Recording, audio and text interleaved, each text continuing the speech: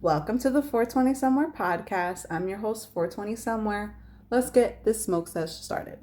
So, first things first, I'm going to go into my first segment, which is Weed 101.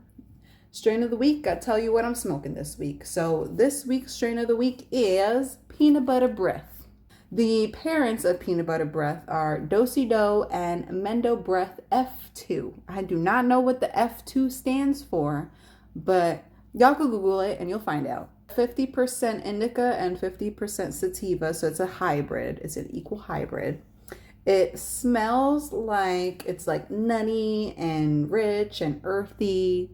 It's pretty like an herbal smell to it. It's not sweet like you would think because it's called peanut butter breath. It actually smells very like piney almost.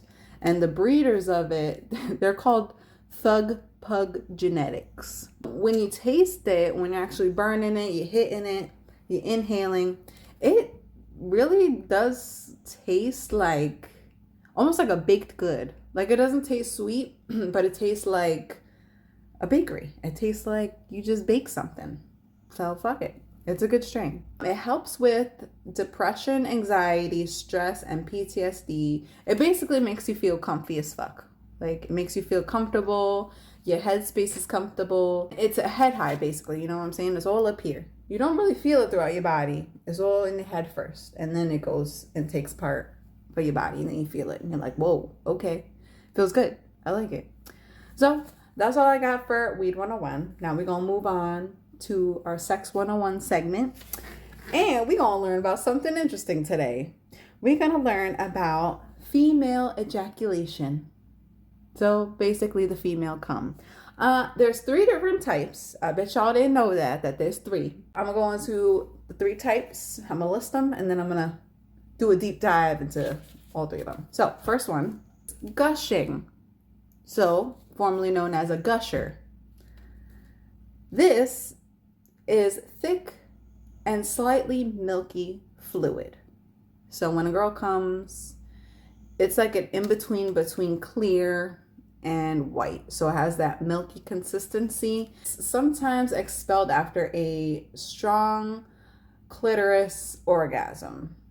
So you'll only get this type of cum if you are primarily utilizing your clit. So let's say you're not having any penetration as a woman and you're just being stimulated by your clit and you come based off that stimulation, not penetration at all, or if you have very minimal penetration and mostly on the clitoris side, you'll have this type of cum. That would be the cum that you would experience with just clitoris stimulation. So after you're done orgasming, the clit becomes hypersensitive.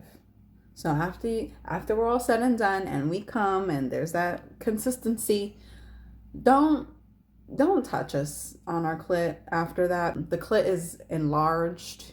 It literally gets engorged when you are sexually aroused, and then after you come, it kind of just goes to its normal shape. So yeah, during that process, just don't touch a woman on her clit. Let her just be her, okay? Let her do her. This type of fluid is odorless, so it doesn't have a smell and it doesn't have a taste. It's tasteless. There's no taste to it unless, I'm going to say this because normally you're not supposed to have an odor or a taste with your cum. Usually it's just supposed to taste like nothing. It's supposed to taste like nothing. It's supposed to smell like nothing. And that all depends on what you're putting in your body. So when I tell you that this cum is supposed to be odorless and it's supposed to be tasteless, that may not be the case for everybody. So let's say if you just drink soda and you're just sugary diet, you barely drink water or fruits or vegetables, like that shit is it's gonna show in your urine, it's gonna show in your cum, it's gonna show throughout your whole body. Like even when you pee and your pee is cloudy, that means you're unhealthy, motherfucker. Drink some water. You know what I'm saying? So it goes the same with cum, and it's the same with male cum as well. There's a different taste and a different consistency when you're drinking a lot of water and you're healthy versus when you're not drinking like any water and you're eating sugar and you're eating fucking shit. It's all going to show up, okay? It's all there out in the open. There's no hiding around it. So When I say that it's odorless and tasteless, it's only for women who drink their water, who do their self-care, like they take care of their bodies and what they're putting into it. Okay, moving on. The second type of female cum is squirting. Oh, look at that. Because, you know, that was one of them. I'm sure y'all thought of that one. Squirting has several misconceptions, and I'm here to clear that one up. So, not every female can squirt. Not every female can squirt. And it all has to do with anatomy. I was doing a deeper dive into it, and I can't even remember the name of the glands for the life of me, but it has to do with your glands that are near your urethra, and they are near the bladder. So women that can squirt, they have these glands. They are closer to their urethra than their vaginal canal. So these glands are putting pressure on the urethra, and it causes squirt. So like I said, not everyone can squirt because not everyone is designed anatomically to do that. Like, it's not a thing that it's based on orgasm or how hard you come. I find that guys have a weird perception on porn. Like, they see these girls squirting in these porn videos and think that every girl can squirt, and that it depends on how much pleasure you can bring a woman. Like, that's the misconception I'm here to just end, because that's not true. It doesn't matter about that. This fluid comes from the bladder and the urethra, like I just explained to you. It shares that one tube. So the reason why they say that it comes from the bladder and the urethra is because of the amount of force and the amount of fluid. So you will never, like you see in the porns, right? Girls are just squirting everywhere, and the amount of force that you see is not something that would come out of the vaginal canal. We would never have fluids coming out of like a stream like that. Like, that's solely through the urethra. Like, that's why when men and women pee, it comes in a stream. Like, that's the same type of stream. That's the same type of pressure that would come out of the urethra and would never come out of the vaginal canal. It would never come with that force and that much fluid. We can't hold that much fluid in our uteruses. It's only in the urethra where your bladder is. So just letting y'all know, a little FYI, that, you know, it comes from a different hole than where the other cum comes from. Okay, anyways, when you're about to come and you're about to squirt, women have said that they have a sense of urgency to like pee almost. It's like they feel that pressure on your bladder that you would get like if you really had to take a piss, but it's like during orgasm. So it's kind of like you have to push through the feeling of orgasm, and you have to just go right to like that feeling where you're just like letting it go, like you're pushing out your pee, but you're actually pushing out your squirt. That's what women have basically said it feels like to squirt, is the sense to have to pee, to have to urinate. So they just push it through, and there comes the squirting. So the way to get a female to squirt, if she can squirt, you will need to hit the G-spot. That's the only way to make a girl squirt. That's the only way. There's no other way. You have to hit the G-spot. So some women, you can just hit the G-spot by using your fingers or using a toy. They have an actual thing called a G-spot stimulator or massager. So you can use a toy or you can use your hand. And by hand, I don't just mean like finger banging. You know, like you can't get to the G-spot like that. You have to go like that, like come hither. You have to go like this. This is the motion you use. One finger, two finger, it's the come hither. So you want to hit the G-spot because it's all the way up there. Like it's towards the stomach, not towards the back, like where your anus is. So if you're doing this, you're hitting basically her asshole. You want to hit her stomach. So you want to go upwards, right? And you want to do it very lightly because the G-spot it's not as far as you would think. Like people always think that they have to find like some weird glory hole or something up there. It's like, it's really not that hard to get to.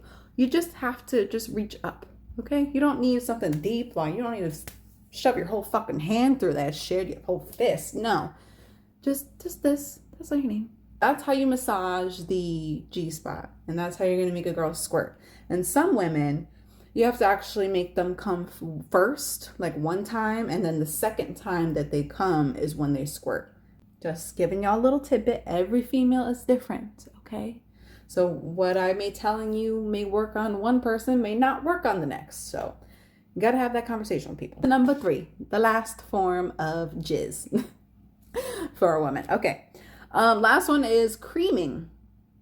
So a female can cream. It's very rare to have somebody that creams all the time, or like creams within the first time that they orgasm with you.